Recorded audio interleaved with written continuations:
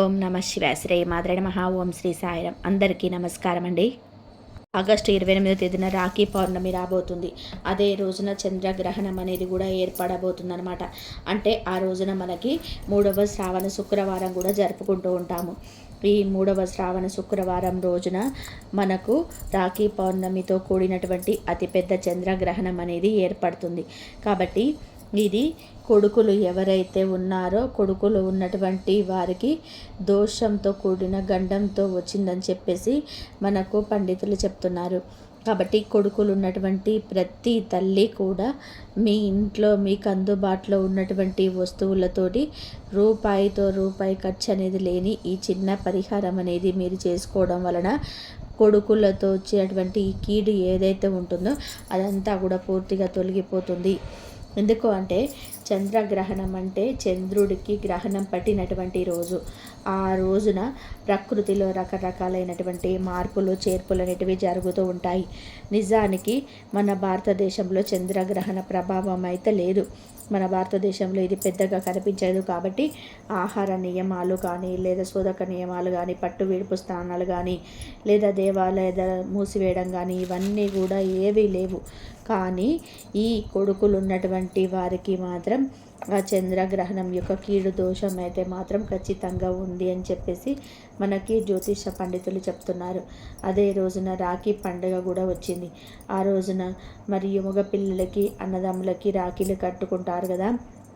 ఆ రాఖీ ఏ టైంలో కట్టాలి ఏంటి అనేది ఇక్కడ నేను చెప్తాను. ఆ టైంలోనే కట్టుకోవాలి. ఎందుకంటే మనకు చంద్రగ్రహణం వచ్చింది కాబట్టి ఎప్పుడు కడితే అప్పుడు ఆ రోజు అనేది కుదరదనమాట.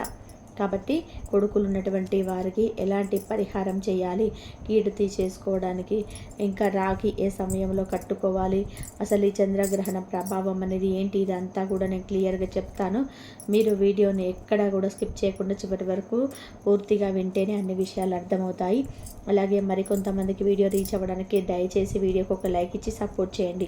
కొడుకులు ఉన్నటువంటి వాళ్ళ మీద ఎప్పుడు కూడా నరదిష్టి ప్రభావం అనేది చాలా ఎక్కువగా ఉంటుందన్నమాట. అలాగా చిన్న పిల్లలప్పటి నుంచి కూడా మగ పిల్లలు పుట్టారమ్మ, అబ్బాయి పుట్టాడా అన్న మాట దగ్గర నుంచి ఆ పిల్లోడు ఎదుగుదల మీద ఇట్లా ప్రతి దాని మీద కూడా బయటలో దాకెందుకు మన అయిన వాళ్ళే పడేడుస్తుంటారనమాట. అలాంటి ఏడుపులనేటివి ఇలాంటి గ్రహణ సమయాల్లో వాటి యొక్క ఎఫెక్ట్ అనేది పూర్తిగా పడడానికి అవకాశం ఉంటుంది. కాబట్టి 6 నెలల పిల్లవాడి దగ్గర నుంచి 50 ఏళ్ళ మగవాళ్ళ వరకు ఈ పరిహారం అనేది చేయాల్సిందే.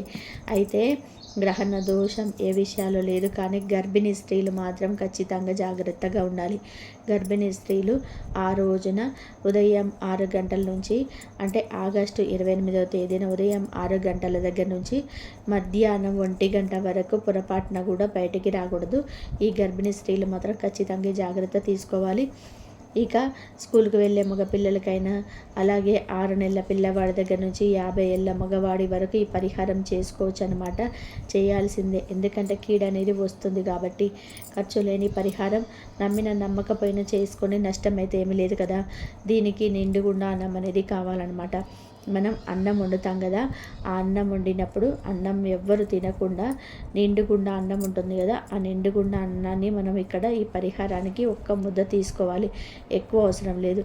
అన్నంతో ఈ పరిహారం అనేది చేయడం వలన అసలు అంటే మనకు అన్ని రకాలుగా అంటే అభిషేకాల్లో చూడండి, శివలింగానికి అన్ని అభిషేకాల్లో కల్లా కూడా అన్నాభిషేకం అనేది చాలా శక్తివంతమైందంటారు. అలాగే దిష్టి కూడా మనం ఇక్కడ అన్నాన్ని ఉపయోగిస్తున్నాం దిష్టి తీసేయడానికి. కాబట్టి పిల్లవాడి మీద ఎంత చెడు ఉన్నా, ఎంత నెగిటివ్ ఉన్నా పిల్లవాడికి అంటే కొంతమంది గిట్టని వాళ్ళు చేతబడులు చేపించే వాళ్ళు ఉంటారు, చెడు ప్రయోగాలు చేయించే వాళ్ళు ఉంటారు. అలాంటి వాళ్ళ వల్ల ఎంత తెలివిగా ఉన్న పిల్లలైనా మగ పిల్లలైనా సరే, పెద్దోళ్ళైనా సరే, చిన్న పిల్లలైతే ఇంకా వెంటనే డల్ అయిపోతారు. పెద్దవాళ్ళు కూడా అంత తెలివిగా ఉండేవాళ్ళు కూడా దెబ్బ తింటారనమాట. కాబట్టి అదంతా కూడా తొలగిపోతుంది. అలాగే ఎక్కువగా బయట ప్రయాణాలు ఎక్కువగా చేస్తూ ఉంటారు మగవాళ్ళు. వేళ కాని వేళల్లో బయట తిరగడం కానీ, వేళ కాని వేళలో ఇంటికి రావడం కానీ, కాళ్ళు కడుక్కోకుండా ఒకసారి లోపలికి రావడం వంటివి, ఇలాంటివంటి ఏంటంటే దుష్ట శక్తులు, చెడు గ్రహాలు ఇలా ఏంటంటే పిల్లవాళ్ళని ఆవగించే అవకాశం ఉంటుందన్నమాట. అది చిన్న పిల్లలు కావచ్చు, పెద్దోళ్ళు కావచ్చు. అందులో మగపిల్లలు కాస్త స్పీడ్ అనమాట. కాబట్టి మగపిల్లలు ఎక్కువగా ఎఫెక్ట్ అనేది ఎప్పుడు కూడా జరుగుతూ ఉంటుంది, ముఖ్యంగా ఈ గ్రహణ సమయాలలో. కాబట్టి ఈ పరిహారం అనేది చేసుకోవడం వలన మీకు ఆ చెడంతా కూడా తొలగిపోతుంది. అసలు ఈ పరిహారం ఏంటనేది ఇక్కడ నేను క్లియర్గా చెప్తాను, చాలా జాగ్రత్తగా వినండి. చంద్రగ్రహణం అంటే ఏంటి అంటే, చంద్రుడు ఒకేసారిలోకి వచ్చినప్పుడు భూమి సూర్యుడికి చంద్రుడికి మధ్యలో ఉంటుందన్నమాట. అప్పుడు భూమి నీడ చంద్రుడి పైన పడడంతో చంద్రుడి కాంతి కొంతవరకు తగ్గుతుంది. దీన్నే చంద్రగ్రహణం అంటారు, పాక్షిక చంద్రగ్రహణం అంటారు అన్నమాట. ఇదే రోజున 3వ శ్రావణ శుక్రవారంతో కూడా వచ్చింది కాబట్టి లక్ష్మీదేవికి ఎంతో ఇష్టమైనటువంటి రోజు కాబట్టి మన నియమ నిష్టలతోటి పరిహారం అనేది చేసుకుంటే చాలా మంచి రిజల్ట్ అనేది ఉంటుంది. ఈరోజు చంద్రుడు కాస్త ఎరుపు రంగు కూడా మారుతాడనమాట. ఇలా చేయడం వలన మన మీద అంటే బిడ్డల మీద ఉన్నటువంటి చెడు పోవడంతో పాటుగా ధనపరంగా కూడా వాళ్ళు మంచిగా ఎదగగలుగుతారు. అప్పుల సమస్యలతో బాధపడుతున్నారు, ఆర్థిక సమస్యలతో బాధపడుతున్నారు, సొంతింటి కళ ఏదైనా ఉంటే నెరవేరట్లేదు. ఇలాగా మీకు ఎలాంటి సమస్యలు ఉన్నా కూడా అవన్నీ కూడా తీరిపోయి డబ్బు ధనం 4 దిక్కుల నుంచి మీరు చేసే ఉద్యోగ వ్యాపారాలలో బాగా కలిసి వస్తుందన్నమాట. అలాగే కొంతమందికి ఒక కారు కొనుక్కోవాలని ఆశగా ఉంటుంది మగపిల్లలకి, కొంతమందికి ఒక బైక్ కొనుక్కోవాలని ఉంటుంది. అలాంటివి కొందామంటే డబ్బులు ఎక్కడ కూడా ఎక్కువ అవుతాయో, అప్పు చేయాల్సి వస్తుందో అని చెప్పేసి వెనకడికి వేస్తుంటారనమాట. అలా మీకు కొనుక్కునే అవకాశాలు ఆటోమేటిక్గా వెతుక్కుంటూ వస్తాయి అన్నమాట. అంటే పిల్లల మీద ఉన్నటువంటి నెగిటివ్ అంతా తొలగిపోతుంది. మగ పిల్లలు ఏంటంటే ఎక్కువ శాతం తల్లికి దగ్గరగా ఉంటారనమాట. తల్లి ప్రేమ అనేది అంత గొప్పది. కాబట్టి ప్రతి తల్లి మీ పిల్లలకి టీనేజ్లకు వచ్చిన కానుంచి ఫ్రెండ్స్తో వాళ్ళతో వీళ్ళతో కలిసి చెడిపోతూ ఉంటారు, చెడు అలవాట్లకు దగ్గర అవుతూ ఉంటారనమాట. అలాంటి వాటన్నిటి కూడా దూరం చేస్తుంది. 2 పిల్లలున్నా కూడా చేసుకోవచ్చు అనమాట. అయితే విడిపిడిగా చేయాలి ఈ పరిహారం అనేది. ముందుగా ఈ పరిహారానికి మనం ఇందాక చెప్పుకున్నట్టుగా నిండుగుండా అన్నం అనేది తీసుకోవాలన్నమాట. ఎవరు తినకుండా మీరు అన్నం వండగానే కాస్త ఒక ప్లేట్ తీసుకొని కాస్త అన్నం కరెక్ట్గా ఒక ముద్ద అన్నం అయితే సరిపోతుంది, ఎక్కువ అవసరం లేదు. ఒక పిల్లవాడంటే ఒక ముద్ద, 2 ముద్దలు 2 పిల్లలు ఉంటే ఇట్లా ఎక్కువ శాతం తన మందికి చాలామందికి ఒకరు ఉంటారు, 2 ముగ్గురు కూడా ఉంటారు. ఒక్కొక్కరికి ఒక్కొక్క ముద్ద కడిగి ఈ పరిహారానికి ఈ దిష్టి తీసేయడానికి వాడాలన్నమాట. ఇలా పక్కన ప్లేట్లోకి ఒక పళ్ళెం కానీ తీసుకొని పెట్టుకోండి. ఆ నిండుగుండ అన్నం అయితేనే పనిచేస్తుంది, ఎవరైనా తింటే మాత్రం పని చేయదు. మీరు తినాలనుకుంటే కాస్త ఒక గిన్నెలో తీసి పక్కన పెట్టుకొని మీరు తర్వాత తినేసేయండి. అలా అన్నం తీసుకొని తర్వాత ఈ అన్నంలో ఇక్కడ మసలైన ప్రాసెస్ అనేది మొదలవుతుంది. ఇక్కడ నుంచి మీరు చాలా జాగ్రత్తగా వినండి. ఇలాగా ముందుగా అన్నం అనేది సిద్ధం చేసుకొని పెట్టుకోవాలి. తర్వాత కావాల్సిన వస్తువులు ఇక్కడ చెప్తాను, జాగ్రత్తగా వినండి. కుంకుమ కావాలన్నమాట. తర్వాత కల్లుప్పు అంటే రాళ్ళ ఉప్పు, రాక్ సాల్ట్ కావాలి. నల్ల ఆవాలు 1 స్పూను కావాలి. దీంతో పాటుగా ఒక గాజు గ్లాసు కూడా కావాలన్నమాట. గాజు ఏంటంటే చెడును తీసేస్తుంది. అలాగే ఒక గ్లాసుడు వాటర్ కూడా కావాలన్నమాట. ఇక్కడ మీరు ఇలా ముందుగా అన్నీ సిద్ధం చేసుకొని పెట్టుకోండి, ఎందుకంటే మర్చిపోతారు. మర్చిపోకుండా ఉండడం కోసం ఇలా అన్నము, కుంకుమ, ఆవాలు, ఉప్పు, గాజు గ్లాసు అలాగే నీళ్ళు ఇవన్నీ కూడా సిద్ధంగా చేసుకొని పెట్టుకోండి. గాజు గ్లాసు లేకపోతే గాజు బౌల్ అయినా పర్వాలేదన్నమాట, కానీ స్టీలు ప్లాస్టిక్ వాడొద్దు. అలా తల్లి అంటే దిష్టి తీసేసే తల్లి చేతికి ఎర్రటి గాజులు వేసుకోవాలి, ఎందుకంటే మనం దిష్టి తీసేస్తున్నాం కాబట్టి ఎర్రటి గాజులు వేసుకోవడం వలన ఇంకా ఆ నరదిష్టి ఎఫెక్ట్ అనేది అంతా కూడా పూర్తిగా తొలగిపోతుంది. ఇప్పుడు ఆ అన్నాన్ని చక్కగా అలా కలుపుకొని అందులోనే మనం ఏంటంటే కుంకుమ వేసుకోవాలన్నమాట. కుంకుమ వేసుకొని ఇక్కడ చూపించినట్టుగా అన్నాన్ని ఇక్కడ చెప్తున్నట్టుగా అన్నాన్ని కలుపుకోవాలి. ఎందుకంటే అన్నం కొంచెం ఎక్కువ తీసుకొని అన్నం మొత్తం ఎక్కడ కూడా తెలుపు అనేది కనబడకుండా చక్కగా ఎర్రగా ఎర్రటి ముద్ద అనేది మనం కలుపుకోవాలన్నమాట. ఈ కుంకుమ కలిపినటువంటి ఎర్రటి అన్నం ముద్ద అనేది చాలా శక్తివంతమైనది. ఈ ఎరుపు కుంకుమ ఏంటంటే ఈ నెగిటివ్ ఎనర్జీని, నకారాత్మక శక్తులని మీ బిడ్డ మీద పడి ప్రత్యక్షంగా ఎవరు పాడు చూపులైతే పడుతున్నాయో ఎవరి చెడు కర్మనైతే పడుతుందో, ఎవరి నదృష్టి అయితే పడుతుందో అలాంటి వాటన్నిటిని కూడా ఈ కుంకుమ అంటే మనం ఎర్రటి అన్నం ముద్ద ఏమిటంటే ఆ నెగిటివిటీని అన్నిటినీ రకాలుగా లాగేస్తుందన్నమాట. 4 దిక్కుల నుంచి వచ్చేటువంటి సమస్యలను, నలుగురి యొక్క ఏడుపులు, మీ బిడ్డ మీద ఉన్నప్పుడు ఏడుపులు అన్నిటినీ కూడా ఈ కుంకుమ ముద్ద అనేది పూర్తిగా లాగేసుకుంటుందన్నమాట. అలా ఎక్కడ కూడా తెలుపు అనేది కనబడకుండా చక్కగా ఇలాగ ముద్ద అనేది కలుపుకోండి. ఇక్కడ ఈ బిడ్డ ఉన్న వాళ్ళు ఒకటి ముద్ద రెడీ చేసుకోండి.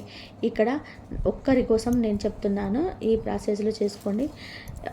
అన్నం ముద్ద అనేది ఇలా తీసుకొని పక్కన పెట్టేసుకోవాలన్నమాట. ఇలాగా ఆ అన్నం ముద్దను తీసుకొని ఒక బౌల్లో పెట్టుకొని ఒక ప్లేట్లో ఎక్కడో చోట పెట్టుకొని దాన్ని పక్కన పెట్టేసుకోండి. మనము వాళ్ళ దగ్గరికి వెళ్ళి వీళ్ళ దగ్గరికి వెళ్ళి వందలు వేలు ఎవరినైనా సరే పరిహారాలకు అంటే కొంతమంది బలహీన పడిపోతుంటారు. ఇలాంటి అమావాస్య తిథిలో కానీ, గ్రహణ సమయంలో కానీ, పౌర్ణమి తిథిలో ఇలాంటప్పుడు ఏంటంటే ఎఫెక్ట్ అనేది మన భారతదేశంలో ప్రత్యేకంగా కనిపించినప్పటికీ కూడా దోషం అనేది మాత్రం ఖచ్చితంగా ఉంటుందన్నమాట. కాబట్టి ఖచ్చితంగా ఇది తీసేసుకోవాలి. ఇక ఒక గాజు గ్లాస్ తీసుకోండి. మనం ఇందాక చెప్పుకున్నట్టుగా పెద్ద గ్లాస్ అవసరం లేదు, ఒక చిన్న గ్లాస్ అయినా సరిపోతుందన్నమాట. ఆ గాజు గ్లాసులోనే మనం ఇందాక సిద్ధం చేసుకున్నటువంటి ఈ ఎర్రటి అన్నం ముద్దను అందులో వేసేసుకోవాలన్నమాట. అట్లా వేసేసుకొని సిద్ధం చేసుకోండి. రూపాయితో రూపాయి వీళ్ళ ఖర్చు లేని పరిహారం అండి. కాబట్టి ఒక స్పూను రాళ్ళ ఉప్పు, రాక్ సాల్ట్ ఉంటుంది కదా, రాక్ సాల్ట్ అంటారు, రాళ్ళ ఉప్పు అంటారు, దొడ్డుప్పు అంటారు. దానిని ఒక స్పూను వేసుకున్నప్పటికీ ఈ గ్లాసులో వేసుకున్నటువంటి అన్నం ముద్ద మీద ఈ ఉప్పును కూడా వేసేయాలన్నమాట. అంటే మనకున్న దిష్టిని తీసేయడానికి ఉప్పు అనేది పర్ఫెక్ట్గా పనిచేస్తుంది. వెనకటి రోజుల్లో ఈ ఉప్పుని దిష్టి తీసేయడానికి వాడేవాళ్ళు. తర్వాత నల్ల ఆవాలు. ఈ నల్ల ఆవాలు అనేటివి చాలా చాలా శక్తివంతమైనవి. ఈ నల్ల ఆవాలు నకారాత్మక శక్తులను, అలాగే కొన్ని రకాల నెగిటివ్ శక్తులను లాగేయడానికి చాలా పవర్ఫుల్గా ఉపయోగపడతాయి. వీటిని కూడా ఒక స్పూన్ తీసేసుకొని ఆ ఉప్పు మీద వేసేయాలన్నమాట. ఇట్లా వేసేసుకొని ఈ పరిహారం అనేది మనం చేసుకోవాలి. ఎర్రటి కుంకుమ కలిపినటువంటి అన్నం ముద్ద, అలాగే ఒక స్పూన్ వచ్చేటప్పటికి రాళ్ళ ఉప్పు, ఒక స్పూను ఆవాలు. ఇప్పుడు దీంట్లో మనము నీటిని పోయాలి. నీరు అనేది చాలా శక్తివంతమైనది. నీరు మనకు పంచభూతాల్లో ఒకటి. నీరుతో మనము దిష్టి తీసేయడం వలన ఆ చెడు ఏదైతే ఉందో అవన్నీ కడుక్కొని పోతాయి అన్నమాట. నీటిని నారాయణుడిగా చెప్తూ ఉంటారు. కాబట్టి నీటిని కూడా మనం ఖచ్చితంగా ఇక్కడ ఉపయోగించుకోవాలి. అప్పుడే ఈ యొక్క ఎఫెక్ట్ అనేది వెంటనే ఈ పవర్ అందులో ఉన్నటువంటి ఆ ఉప్పులో, ఆవాలలో, ఆ అన్నం ముద్దలో ఉన్నటువంటి శక్తులతో ఈ నీటిని కలపడం వలన ఆ శక్తి అనేది ఇంకా రెట్టింపుగా మారుతుంది. అయితే నీటిని నిండుగా తీసుకోకుండా కాస్తంత వెల్తిగా తీసుకోండి.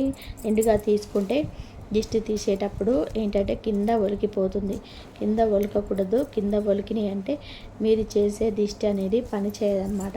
కాబట్టి కాస్త వెల్తిగా తీసుకోండి. వెల్తిగా తీసుకొని ఆ నీటిని అందులో పోసేయాలన్నమాట. ఇలాగా ఇప్పుడు మనం దిష్టి తీసేయడానికి కావలసినటువంటి ఆ యొక్క పదార్థము, ఆ గ్లాస్ ఇదంతా కూడా మనం సిద్ధం చేసుకున్నామన్నమాట. గాజు అంటే స్టీల్ కానీ ప్లాస్టిక్ కానీ మీరు చేశారనుకోండి రిజల్ట్ అనేది ఉండదు. స్టీల్లో కొంచెం ఇనుము కలిసిద్ది కాబట్టి చెడును తీసేయడానికి స్టీలు పనిచేయదు. ప్లాస్టిక్లో అసలు అది ఉపయోగపడదన్నమాట. గాజు ఏంటంటే దోషాన్ని తీసేస్తుంది. గాజు చెడును లాగేస్తుంది అనమాట. గాజుకి ఏంటంటే ఈ చెడును లాగేసే శక్తి, దోషాన్ని లాగేసే శక్తి గాజుకు ఉంటుంది. కాబట్టి గాజు అనేది ఇక్కడ ఉపయోగపడుతుందన్నమాట. మీకు గాజు గ్లాస్ లేదనుకోండి మీరు గాజు బౌల్ అయినా తీసుకోవచ్చు. లేదా చిన్న గ్లాస్ లేదనుకుంటే పెద్ద గాజు గ్లాస్ అయినా తీసుకోవచ్చు. ఇక్కడ మీరు సిద్ధం చేసుకొని పెట్టుకోండి. ఇక్కడ మనం నీరు పోసినప్పుడు ఏంటంటే ఈ ఆవాలు చూసారా కొన్ని పైకి వచ్చాయి. అలాగే ఉప్పు, ఈ అన్నం, ఆ ఉప్పు వాటర్లో కరిగిపోతూ ఉంటుందన్నమాట. ఇప్పుడు దీన్ని పట్టుకొని మీరు ఏం చేస్తారంటే పిల్లవాడిని తూర్పు ముఖంగా కూర్చోబెట్టాలన్నమాట. 2-3కి ఒకే గ్లాస్తో తీసేయాలనుకుంటే అలా తీయకూడదు. గుర్తుపెట్టుకోండి. పిల్లవాడిని కూర్చోబెట్టి కుడి నుంచి ఎడమకు 3 సార్లు, ఎడమ నుంచి కుడికి 3 సార్లు ఇక్కడ మనము చెప్పినట్టుగా తీసేయాలన్నమాట. ఈ కీడు అనేది గ్రహణాల వలన మా బిడ్డకు ఏమీ కలగకూడదు, అలాగే నలుగురు ఏడుపులు పోవాలి, నరఘోష పోవాలి, మా బిడ్డకి పెళ్ళి అవ్వాలి, తొందరగా మా బిడ్డకి ఉద్యోగం రావాలి, మంచిగా వ్యాపారం సంపాదించుకోవాలి, మంచిగా 1 రూపాయి సంపాదించుకొని సెటిల్ అవ్వాలి, ఒక బండి కొనుక్కోవాలను, ఒక కారు కొనుక్కోవాలను, ఒక సొంత ఇల్లు కట్టుకోవాలను అని చెప్పేసి చక్కగా తల్లైనా చేయొచ్చు. తల్లి లేని వాళ్ళు, భార్య పెళ్ళైన వాళ్ళు ఉంటారు కదా, భార్య అయినా చేయొచ్చు అనమాట ఈ పరిహారం. ఎందుకంటే భార్య కొన్ని సమయాలలో మనకు తల్లితోటే సమానం మగవాళ్ళకి.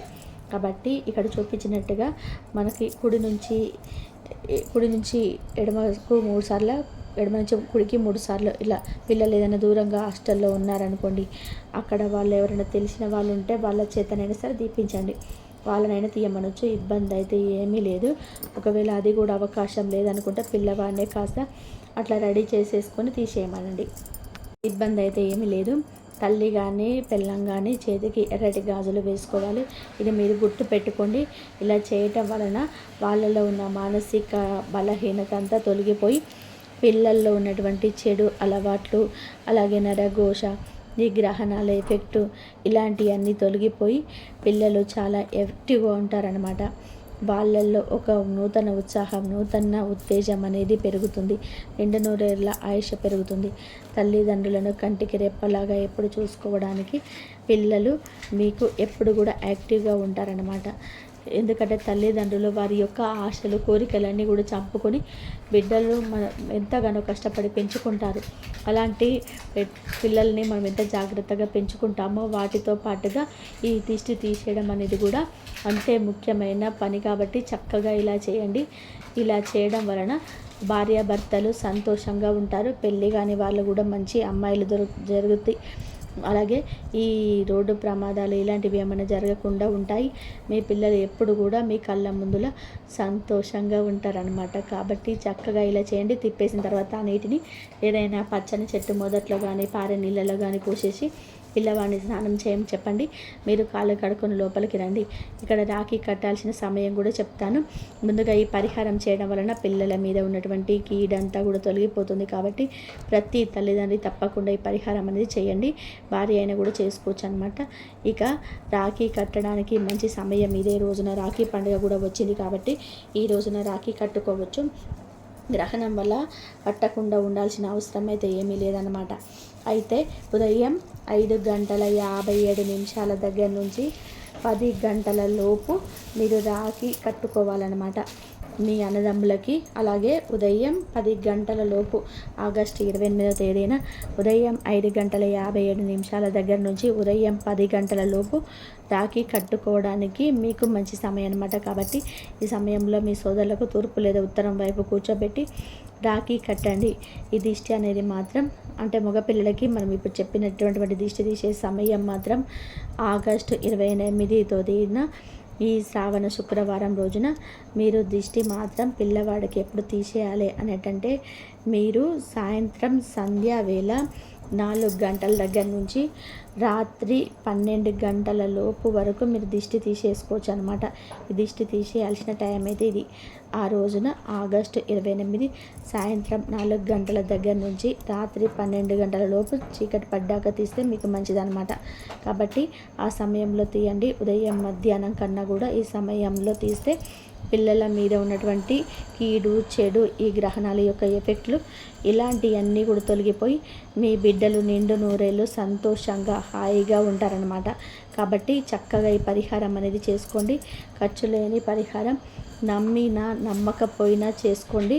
ఒక ముద్ద అన్నం, మన బిడ్డల కోసం మనం ఎంతగానో కష్టపడుతూ ఉంటామో, ఒక ముద్ద అన్నంతో ఈ పరిహారం అనేది చేయడం వలన వాళ్ళకు ఉన్నటువంటి అన్ని సమస్యలు తొలగిపోతాయి అన్నమాట. ఆ రోజున నాన్ వెజ్ తినకూడదు, నలుపు రంగు బట్టలు వేసుకోకూడదు. అలాగే అలా స్నానం చేయకముందు ఈ పరిహారం చేయవచ్చు. పరిహారం చేసిన మాత్రం తప్పనిసరిగా స్నానం చేయాలి. తల్లి మాత్రం ఎరుపు రంగు గాజులు వేసుకోవాలి. తలకు నూనె రాసుకోకూడదు. తల మీద నీళ్లు పోసుకోవాలన్నమాట. ఇలాంటి నియమాలను మాత్రం పాటిస్తూ ఈ పరిహారం చేయండి. మనం చెప్పినట్టుగా ముందు ఏమేమి వేయాలి, తర్వాత ఏం వేయాలి, ఎలా ఏ దిశలో తీయాలి ఇదంతా కూడా చెప్పాను కదా. తూర్పు ముఖంగా గుమ్మానికి బయట వైపు కూర్చోబెట్టి తీయాలి, గుర్తుపెట్టుకోండి. ఇలా చేయండి. ఇక మీకు పర్ఫెక్ట్గా తిరగలేని రిజల్ట్ అనేది ఉంటుందన్నమాట. మన వీడియో మీకు నచ్చింది అనిపిస్తుంది అనుకుంటున్నాను. నచ్చితే దయచేసి గుర్తుపెట్టుకొని మరి ఈ వీడియోకి ఒకైతే లైక్ ఇచ్చి సపోర్ట్ చేయండి. మీరు లైక్ చేయడం వలన మీలాగా నలుగురికి వీడియో అనేది రీచ్ అయ్యి వాళ్ళు కూడా ఉపయోగించుకునే అవకాశం అనేది ఉంటుందన్నమాట. కాబట్టి మీరు మీ యొక్క లైక్తో పాటుగా కామెంట్స్ దగ్గర ఐప్ వస్తుంది. ఆ పాయింట్స్ని యాడ్ చేసి మీకు తెలిసిన ఫ్రెండ్స్ ఎవరైనా ఉంటే వారికి షేర్ చేయండి. అలాగే మొట్టమొదటిసారి మన ఛానల్ని చూస్తుంటే సబ్స్క్రైబ్ చేసుకొని అలానే బెల్లును క్లిక్ చేసుకుంటే నేను పెట్టే ప్రతి వీడియో మీకు ముందుగా నోటిఫికేషన్లో వస్తుంది. కాబట్టి దయచేసి గుర్తు పెట్టుకొని మరి ప్లీజ్ అండి వీడియోకి ఒక లైక్ ఇచ్చి సపోర్ట్ చేయండి.